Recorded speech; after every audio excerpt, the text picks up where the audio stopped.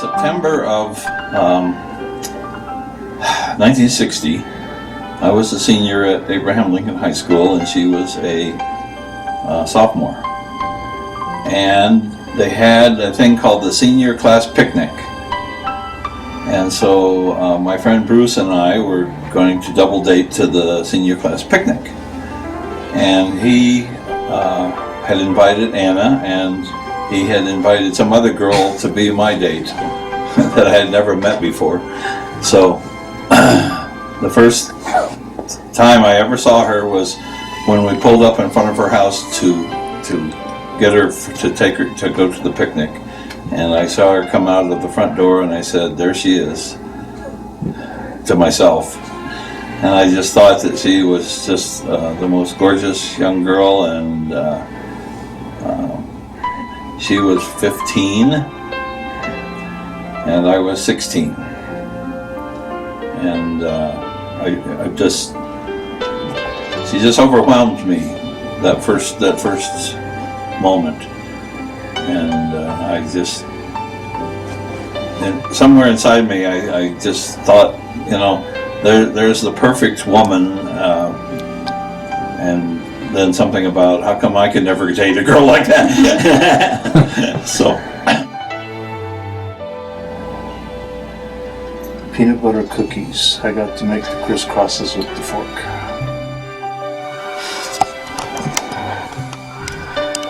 Probably at Bolling Air Force Base and going to the Smithsonian and her explaining to me all of the different art. And I have such a love of art now, and I know the girl with the watering can was one of her favorite pictures, and I remember her telling me about that. I think right now that's my earliest memory. I can't think of anything earlier than that. Bowling, I would have been how old? Like 4 or 5? Yeah. I don't know, something like that.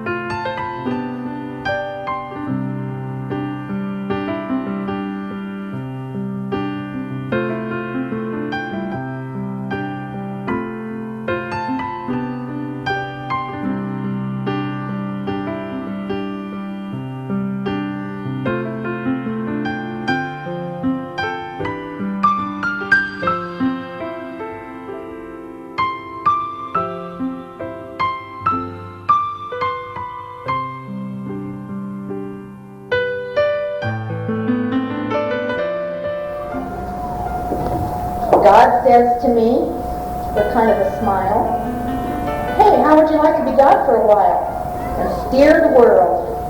"Okay," says I'll give it a try. "What about that? How much do I get? What time does lunch? When can I quit? Give me back that reel," says God. "I don't think you're ready yet." Mother always had a way of making everyone feel very welcome.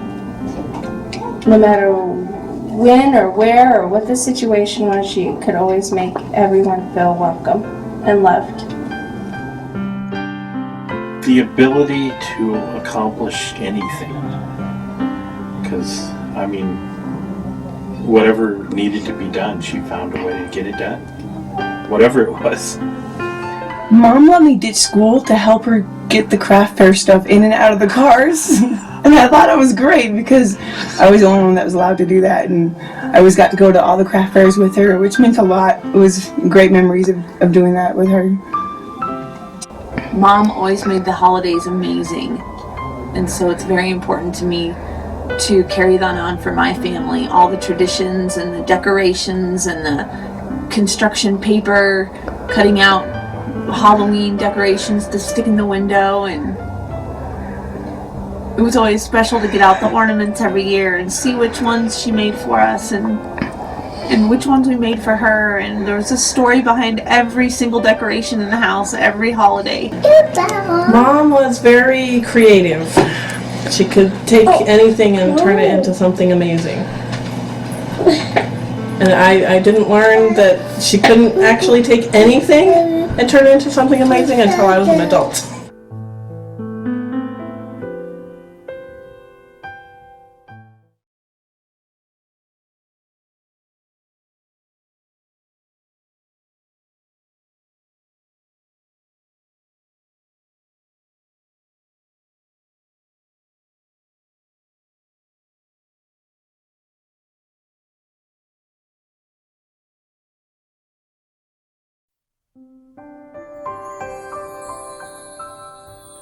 Oh, mom catchphrases. Like, methinks thou protestest too much. That was a mom catchphrase. Use your inside voice. Mom always made us use our inside voice. I can kill my own snakes. Did somebody else say that? Oh my heavens, mom catchphrases. If I had a nickel for, let's see, how does that go? If wishes were nickels, we'd all be rich. There you go, that's one I still say today. Well, what did you expect? That was always a good one. If you were good for anything, Jason still remembers that one. Remember who you are.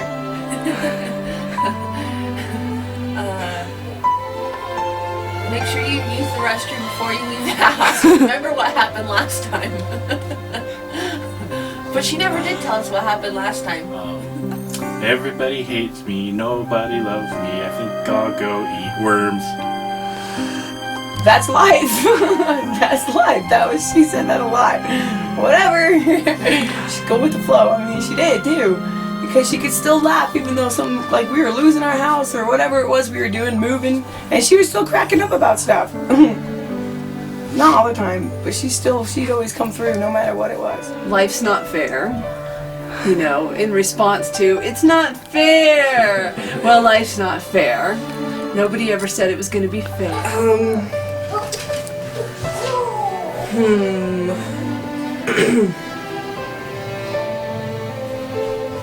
Can't think of any more right now.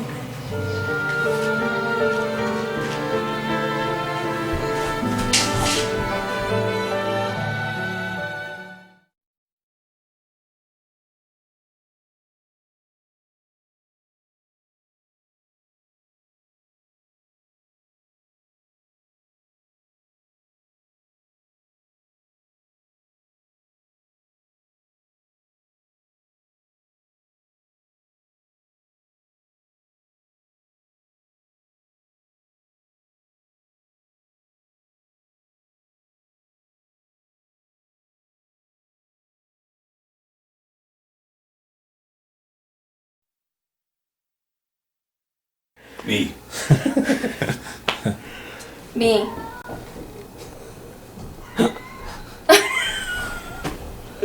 Me. Of course. She would have told you that. That's easy. Oh, well, me, of course. Okay, well, duh, mom's favorite child is definitely me. I mean, hello. Of course, me. Duh. Well, mom loved me the most, of course. It's definitely me. Okay.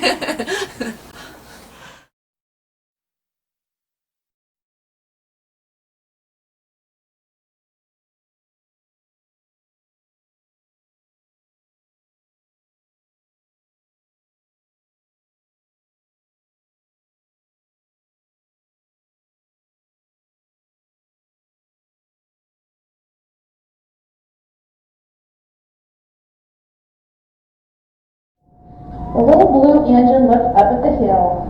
His light was weak and his whistle was shrill. He was tired and small and the hill was tall. And his face flushed red as he softly said, I think I can, I think I can, I think I can. So he started with a chug and a strain and he puffed and pulled with might and main. And slowly he climbed a foot at a time And he then coughed and he whispered soft, I think I can, I think I can, I think I can.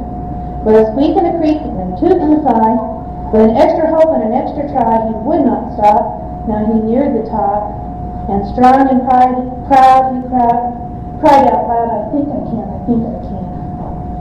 He was almost there when, crash, smash, bash, he slid down and mashed into an engine hatch on the rocks below, which goes to show that the track is tough and the hill is rough. Thinking you can just ain't enough.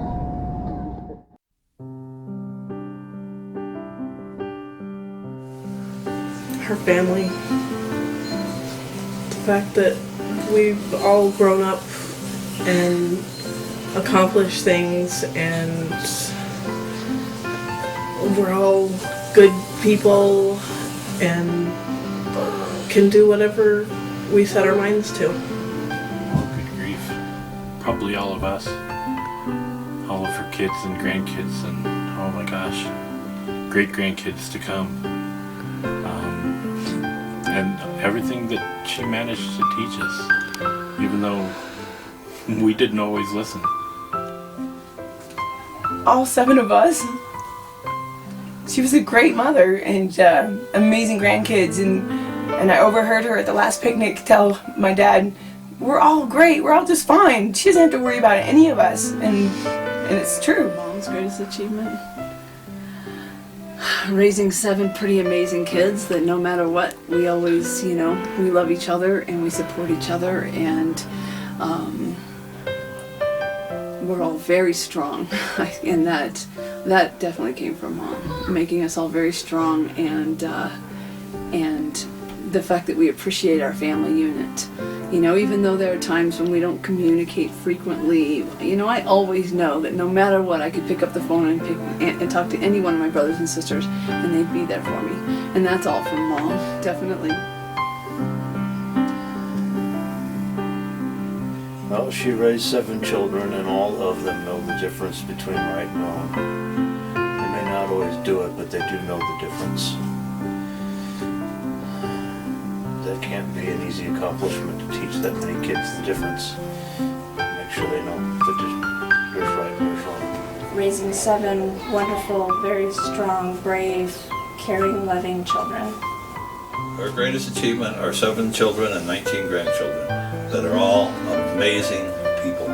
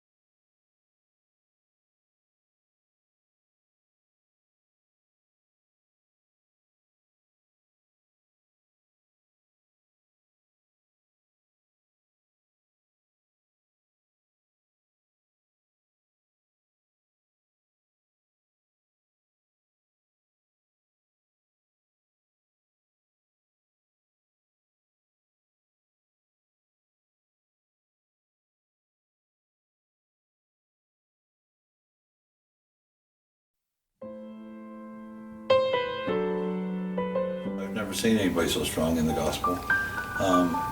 When she was a teenager, she was searching. She had gone to several different churches, and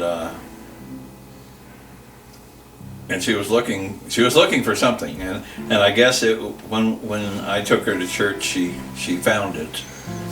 She was a little hesitant. Her mother was a little hesitant. So when the missionaries finally started teaching her the gospel, and of course I wasn't here because I was in the Air Force, when the missionaries started teaching her, her mother would sit in the next room and listen to everything they were saying to make sure that she wasn't, getting involved in some kind of a strange religion. And of course later her mother joined a church because she believed it as well. But there was just something inside Annie that said that she wanted to help her fellow man, and she found that in our church. She found that in the gospel, so she accepted it and ran with it, I guess. She's just, every time she would meet somebody, she would want to talk about the church, even if a total stranger. And she did that all the time. Mom has an incredible testimony of the gospel. She never questioned where she was going to end up, or there was never any doubt in her mind that her family would be together. She had a very strong testimony of the gospel. I do know that. And the one wish that she had all of her life was to know that her eternal family was just that, the eternal family that she raised and prepared to have here on this earth. I know that she had one. I know that it was very strong, and it's the reason that she did as much as she could for the church, even when she wasn't able to attend. And I know that Open. she knew No, open. that it was, the gospel is true, and she loved it with all of her heart. She's, I don't know how many people Mom has affected with her testimony. I'm sure it's countless.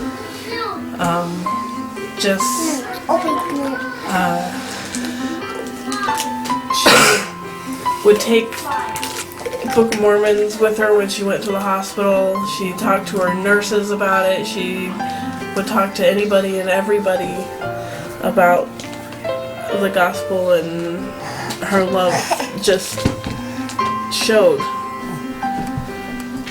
I wouldn't be who I am if it weren't for Mom's testimony in the gospel.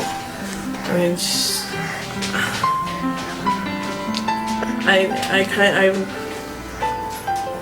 I grew up knowing that she knew it was true. I'm not sure that I came to my own knowledge of that until much later, but I had to start somewhere, I guess. And because she taught me what she believed, and I found out for myself that it was true, that's the reason I met my husband, that's the reason I have the children that I have, that's the reason that I have the life that I have. I can't imagine my life without it. I can't imagine thinking, now that Mom's gone, that there's nothing after this.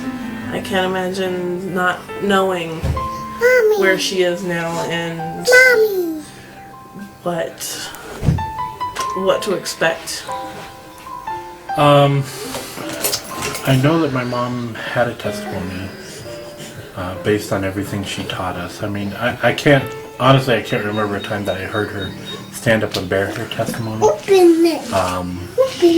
But I do know that she had one because she, no matter what was going on or how difficult it was, they stayed active in the church, even with the 7 kids who don't. I mean, I can't imagine getting 7 kids ready to go to church every Sunday, but they did.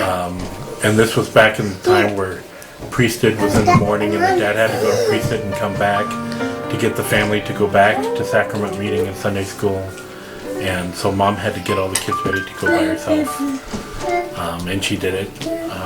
I know based on the fact that she taught so many people about the church, she wanted to share it with people that I remember, like Mary Brown, the first time they met was in the laundry room in the apartment we were living in Germany, and they had a fight over the laundry, the washing machine or something, and she ended up sharing the gospel with Mary Brown, and Mary Brown ended up being baptized into the church. Well, Mom and Dad's testimony has affected my life in so many just profound ways. The fact that I have a testimony of my own. The fact that they kept us active in the church. I mean, most of my friends growing up were all members of the church. Some of my best friends, which I cherish their friendship to this day, like Ryan Meldrum, was one of the greatest friends I ever had, and we met because we're members of the church. But beyond that, I served a mission because of, I guess, I hate to say that I did it to make Mom and Dad proud, but it probably began with that, and then I developed my own testimony of the gospel, and have done so many things in my life because of it. Married the most incredible woman I've ever known, and we're sealed in the temple for all eternity because of the example of my parents. Knowing that they had gone to the temple to be sealed after they were married and drove from Florida all the way to Salt Lake City to do it while Mom was pregnant with me, it's just, I mean, that's their testimony right there, that they were willing to do just incredible things because they knew that's the gospel of Jesus Christ. They knew it, that the family they raised, everything they've taught us about right and wrong and being independent, opinionated, strong, individuals. And that all came from what they knew about the gospel. The only thing that really has bothered the two of us is that not all of our children are active in the church, and this isn't because we want more membership in the church. This is because we know without a doubt how much easier things are when you are active in the church. And some of our kids have gone through some very tough times that could have been eased considerably if they had just been active in the church. And that has bothered us both. So if anything, I guess I need to tell all of my children, activity in the church doesn't take away from what you can do in life.